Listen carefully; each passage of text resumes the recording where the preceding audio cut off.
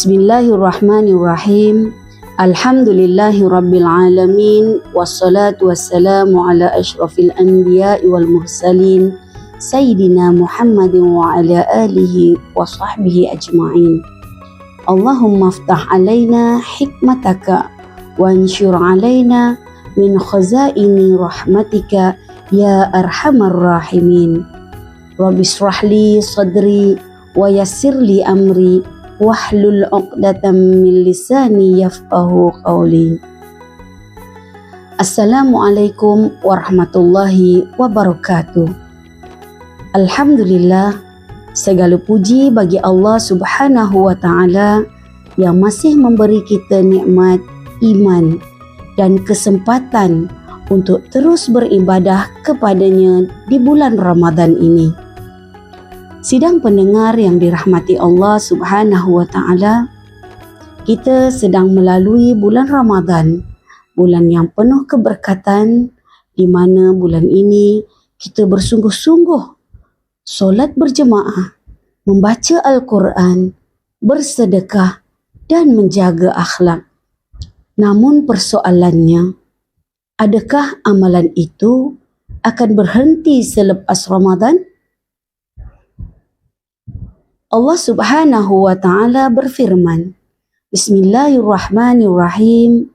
Ya ayyuhalladzina amanu taqullaha haqqa tuqatih wa la tamutunna illa wa antum muslimun. Yang bermaksud, wahai orang-orang yang beriman, bertakwalah kamu kepada Allah Subhanahu wa taala dengan sebenar-benar takwa, dan janganlah kamu mati melainkan dalam keadaan Islam. Surah Ali Imran ayat 102. Ayat ini mengingatkan kita bahawa ketaatan kepada Allah Subhanahu wa taala bukan hanya pada waktu tertentu, tetapi sepanjang kehidupan kita. Rasul sallallahu alaihi wasallam juga bersabda, An Aisyah radhiyallahu anha qalat, qala Rasul sallallahu alaihi wasallam, ahabbul a'mal ilallahi adwamuha wa in qalla. Daripada Aisyah radhiyallahu anha, Rasul sallallahu alaihi wasallam bersabda, amalan yang paling dicintai oleh Allah Subhanahu wa taala ialah amalan yang berterusan walaupun sedikit. Riwayat Bukhari dan Muslim. Sidang pendengar yang dirahmati Allah sekalian, Ramadan ibarat taman yang menyuburkan jiwa. Selama sebulan kita menanam benih iman dengan solat, dengan puasa, dengan doa dan dengan